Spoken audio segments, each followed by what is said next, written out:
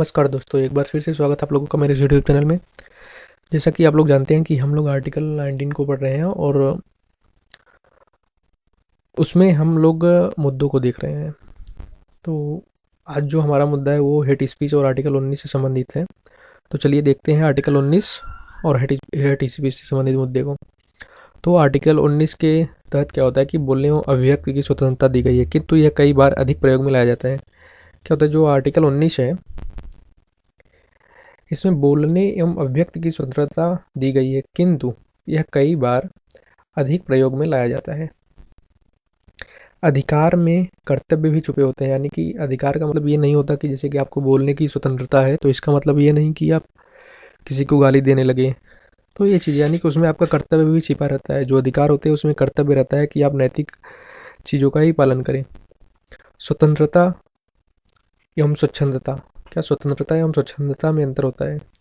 जो स्वतंत्रता होता है उसका संबंध अगर हम देखें तो बोलना किसका स्वतंत्रता माने बोलने की या व्यक्त बोलना और अभिव्यक्ति अभिव्यक्ति इससे हो जाता है। जो स्वच्छंदता है इसका तात्पर्य होता है कि इसमें लाइसेंसी प्राप्त होती है। क्या ये इसका संबंध जो है वो घृणा वाक्य से हो जाता है। घृणा वाक्य उसे कहते हैं जिसमें किसी अन्य व्यक्ति की गरिमा के विरुद्ध क्या किसी व्यक्ति के गरिमा के विरुद्ध बातें की गई हों।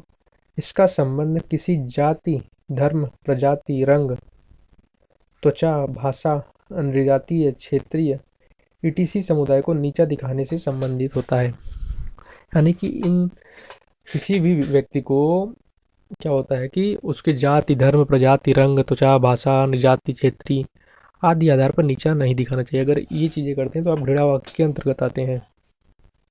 तो ये चीज़ें हैं। हम यहाँ पे एक चीज़ समझ लेते हैं कि जो ये अभिव्यक्ति की स्वतंत्रता होती है, अभिव्यक्ति की स्वतंत्रता क्या होती है? अभिव्यक्ति, अगर हम इसकी बात करें तो ये दो तरह से होता है। एक प्रत्यक्ष होता है और एक सांकेतिक। प्रत्यक्ष में क्या क्या होता है कि इसमें एक व्यक्ति होता है। एक व्यक्ति अगर ये घृणा वाक्य का प्रयोग करता है तो क्या किया जाता है कि इस पे नियंत्रण नियंत्रण किया जा सकता है। नियंत्रण किया जा सकता है। लेकिन जो सांकेतिक होती है इसके अंदर क्या करता है, इस पे नियंत्रण कम रहता है। इस पे नियंत्रण कम रहता है। इसमें क्या क्या चीज़ें आती हैं, जैसे फिल्म्स हो गए, ओटीटी प्लेटफॉर्म्स हो गए और वेब सीरीज हो गई। ये अप्रत्यक्ष है। ये अप्रत्यक्ष अभिव्यक्ति है। क्या है? अप्रत्यक्ष अभिव्यक्ति है। तो हम देखें कि क्या होता है कि फिल्म जैसे होते हैं कि फिल्म में कुछ चीज़ें उनकी स्वतंत्रता दी जाती है कि ये चीज़ें होनी चाहिए। जैसे फिल्म में अभिव्यक्ति की अधिक स्वतंत्रता क्यों होनी चाहिए? तो समाज में बुराइयां हैं, इसके बारे में लोगों को जागरूक बनाना आवश्यक होता है, जो कि हम फिल्म के द्वारा आसानी से बता सकते हैं। क्या जो हम फिल्म के द्वारा आसानी से बता सकते हैं। और रही बात कि इसमें सेंसर बोर्ड भी होता है। अगर आप कुछ अधिक ही गलत चीज़ों को दिखाते हो तो इसमें सेंसर बोर्ड है, उसको जितना सही लगता है उसके आधार पर ये फिल्मों को रिलीज़ करता है। इसके बाद इसका उद्देश्य क्या होता है, किसी सामाजिक बुराई को दूर करना होता है। इसके लिए स्वतंत्रता जरूरी होती है। क्या होता है कि अगर आपको किसी चीज़ को, किसी बुराई को दूर करना है तो आपको थोड़ी बहुत स्वतंत्रता देनी होगी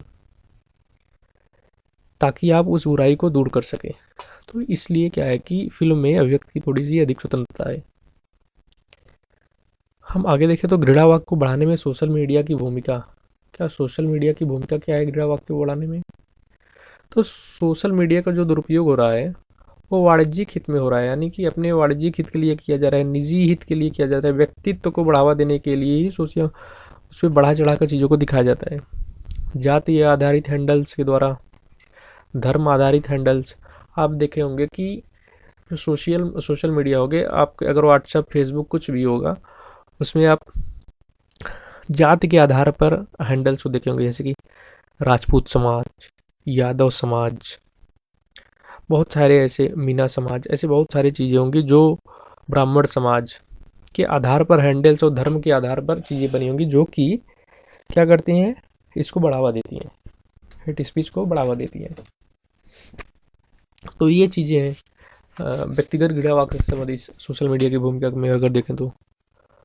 और अगर हम यहाँ पे आज ओटीटी के माध्यम से घृणा वाक्य का बाजारीकरण, क्या आज ओटीटी के माध्यम से क्या हो रहा है कि घृणा वाक्य का बाजारीकरण हो जा रहा है। जैसे कोरोना के कारण क्या हुआ था कि ओटीटी में ग्राहकों का आकर्षण अधिक बढ़ा था, क्योंकि लोग घर पे थे और डायरेक्ट ही ओटीटी के माध्यम से लोगों के पास इंटरनेट के द्वारा चीज़ें प्रस्तुत की जा रही थी।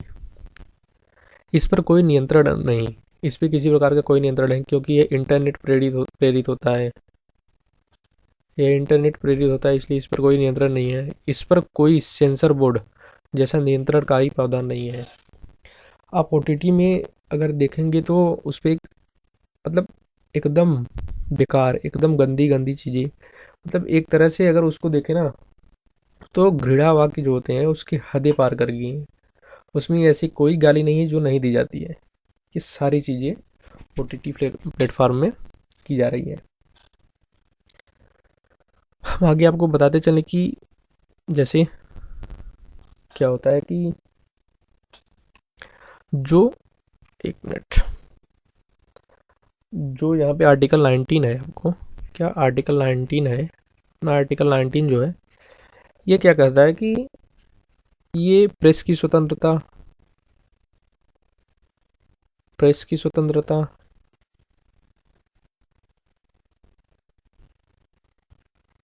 क्या प्रेस की स्वतंत्रता, फिल्म, ओटीटी, ईटीसी, मतलब इत्यादि प्रकार की स्वतंत्रता को देता है ये। क्या इत्यादि प्रकार की स्वतंत्रता है इसमें। इसमें जो अभिव्यक्ति की स्वतंत्रता, अभिव्यक्ति स्वतंत्रता के द्वारा क्या होता है, अभिव्यक्ति अभिव्यक्ति अभिव्यक्ति जो है इतना अधिक रहता है कि ये स्वच्छंदता में बदल जाता है। किस में बदल जाता है, स्वच्छंदता में। लोगों को ये लाइसेंसी लगने लगता है, इसलिए यहाँ पे क्या होता है, और हेड स्पीच बढ़ रही है। क्या जो अभिव्यक्ति है ये स्वच्छंदता में बदल रही है, और इसलिए जो है हेट स्पीच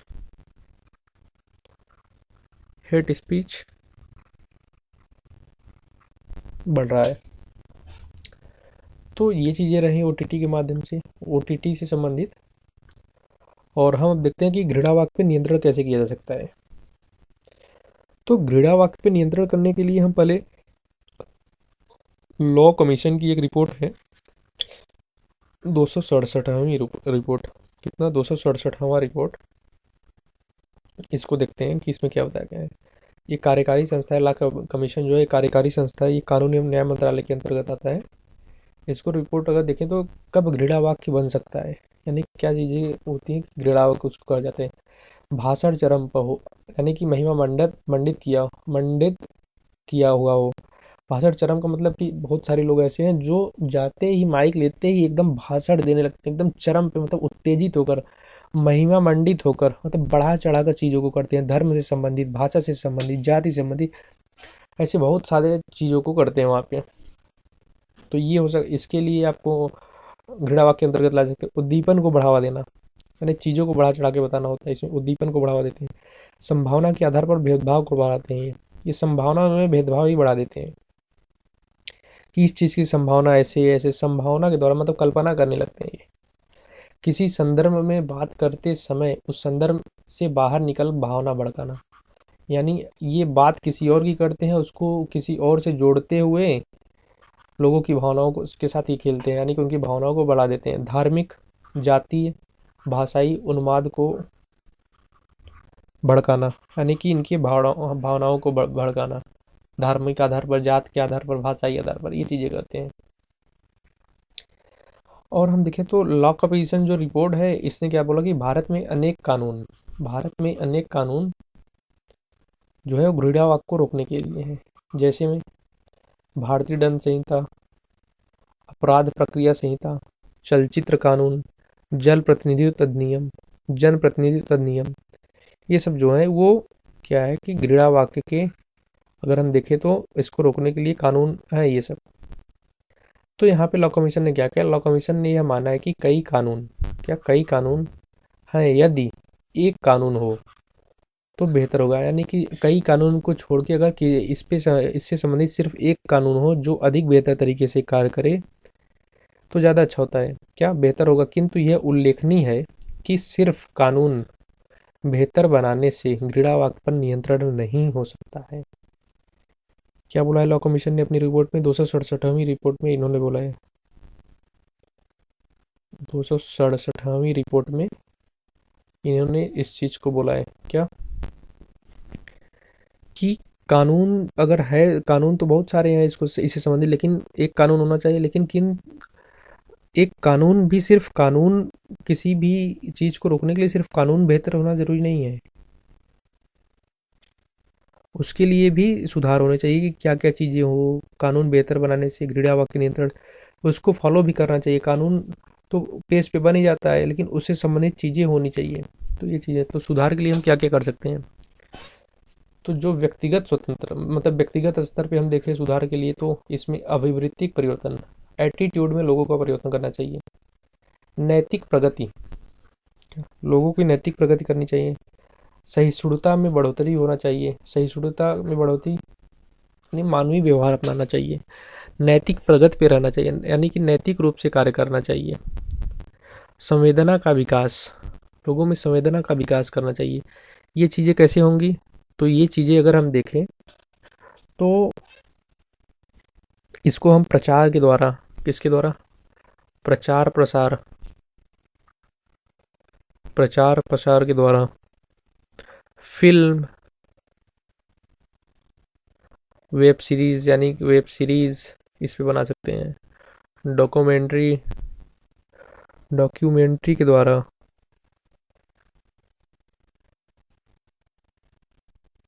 आदि चीज़ों के द्वारा हम व्यक्तिगत स्तर पर सुधार को कर सकते हैं। फिर हम देखें कि फिल्म के स्तर पर सुधार क्या होना चाहिए, तो थोड़ी, इसको तो क्या है कि थोड़ी स्वतंत्रता होनी चाहिए, क्योंकि ये लोगों को संदेश देता है, क्या देता है, लोगों को संदेश देता है, तो इस पे थोड़ी सी स्वतंत्रता होनी चाहिए। इसमें सेंसर बोर्ड स्वायत्त होना चाहिए, यानी कि सेंसर बोर्ड की जो है वो ऑटोनॉमी होनी चाहिए इसकी। पूर्व घोषणा, माने कि जो भी चीज़ें करने जाए, जैसे कोई फिल्म निकल रही है तो उसकी पूर्व घोषणा ही कर देनी चाहिए कि इस पे ये चीज़ होंगी। चीज़ों को क्या है कि काल्पनिक रूप से लेना चाहिए। जैसे कि लोग क्या होते हैं कि चीज़ों को सीरियस ले लेते हैं, जैसे कि कश्मीर फाइल जो मूवी था उस पर क्या हुआ कि विरोध होने लगा, ये वो, उसको सीरियस ना लेते हुए इसको चीज़ों को देखें वहाँ पे, मतलब काल्पनिक हो चीज़ें। सभी संस्कृति की फिल्म चलाई जानी चाहिए, क्या, सभी संस्कृति की फिल्म चलाई जानी चाहिए। तो ये चीज़ें रही, इसमें हम फिल्म से संबंधित सुधार कर सकते हैं। और रही बात अब सोशल मीडिया की, तो इसको देखें तो सरकार को आपसी सौहार्द बढ़ाने वाला हैंडल विकसित करना चाहिए। सभी संगठन, खासकर सरकार को अपने अपने माध्यम से, सरकार के मतलब खासकर जो सरकार के हो, अपने अपने माध्यम से सकारात्मकता को बढ़ावा दें। किसको बढ़ावा दें, सकारात्मकता को बढ़ावा दें। जो बुद्धिजीवी व्यक्ति हैं वो अधिक से अधिक सक्रियता दिखाते हुए सौहार्द बढ़ाने के लिए लेख लिखें, प्रसंग, वीडियो ईटीसी प्रकाशित करते रहे समय समय पर। सोशल मीडिया के संचालकों को गृह मंत्रालय द्वारा निर्देश दिया जा सकता है। एआई का प्रयोग करके घृणा फैलाने वाले वीडियो, चित्र और ईटीसी को समाप्त करना चाहिए। एआई का प्रयोग करके इसको दूर करना चाहिए। तो ये होगा सोशल मीडिया संबंधित। और अब हम देखते हैं ओटीटी संबंधित क्या हुआ कि वेब सीरीज पर आयु सीमा के निर्देश अनिवार्य होने चाहिए। जैसे कि ये ना हो कि वेब सीरीज 5 साल का बच्चा, 10 साल का, 12 साल का, 15, एक आयु सीमा उस पर निर्धारित होनी चाहिए कि इसके ऊपर के ही व्यक्ति टीटी सीरीज को यानी वेब सीरीज को देख सकते हैं। राष्ट्रीय कार्य संस्कृति या राष्ट्रीय कार्य संस्कृति का विकास खासकर युवा खेल मामलों के मंत्रालय द्वारा करना चाहिए। जैसे क्या होता है कि जो हमारी युवा आबादी है, जो छोटे बच्चे हैं, उनको क्या है कि मतलब राष्ट्रीय कार्य संस्कृति का विकास करना चाहिए। यानी जैसे कि युवा एवं खेल मामलों के मंत्रालय द्वारा जैसे कि थोड़ी बहुत चीज़ें अलग तरीके से करनी चाहिए। लोग मोबाइल में ही बिजी ना रहे, लोग वेब सीरीज़ में ही बिजी ना रहे, तो अन्य चीज़ें ऐसी करनी चाहिए। ओटीटी प्लेटफॉर्म पे हाई टैक्स लगा देना चाहिए, मतलब टैक्स को बढ़ा देना चाहिए। लोगों को सकारात्मक ओटी बनाने की प्रेरणा देनी चाहिए। क्या लोगों को सकारात्मक ओटीटी बनाने की प्रेरणा देनी चाहिए कि ताकि वो घृणा वाक्य जैसी संबंधी चीज़ों को न डालें। क्या करना चाहिए इसमें? सरकार द्वारा ऋण देना चाहिए, पंजीकरण आसान होना चाहिए, यानी कि लोग इसमें सरकारी मदद होना चाहिए। ओटीटी निर्माण यानी ओटीटी निर्माता निर्देशक को भारतीय गृह मंत्रालय के निर्देश देना चाहिए, भारतीय गृह मंत्रालय द्वारा उनको निर्देश देना चाहिए। नोट में अगर हम देखें तो फिल्म के सेंसर बोर्ड, क्या फिल्म के सेंसर बोर्ड की भांति भारतीय सीमा में चलाए जाने वाले ओटीटी के लिए सेंसर एजेंसी का गठन किया जा सकता है। ये सबसे महत्वपूर्ण है ओटीटी प्लेटफॉर्म के लिए कि उसके लिए भी एक सेंसर एजेंसी होनी चाहिए। तो इन चीज़ों के द्वारा हम क्या कर सकते हैं कि इन क्षेत्रों में अगर हम सुधार करें, जैसे कि व्यक्ति के स्तर पर, व्यक्ति के स्तर पर और सोशल मीडिया के स्तर पर, किसके? सोशल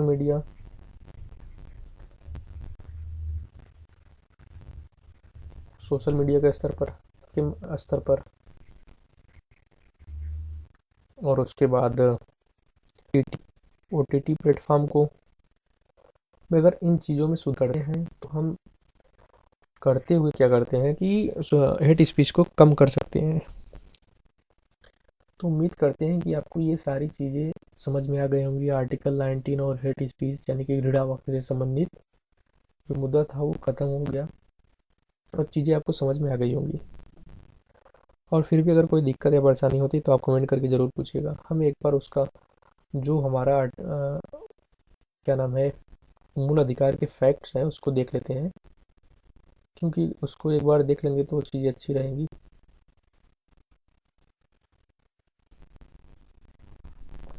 कहाँ पे गया? एक मिनट, ये रही। तो जो हमारा मूल अधिकार है ये आर्टिकल 12 से 35 के बीच में है। इसमें आर्टिकल 12 से 35 के बीच में इसका उल्लेख किया गया है। ये संविधान के भाग 3 का हिस्सा है। इसको मैग्ना कार्टा की संज्ञा दी जाती है।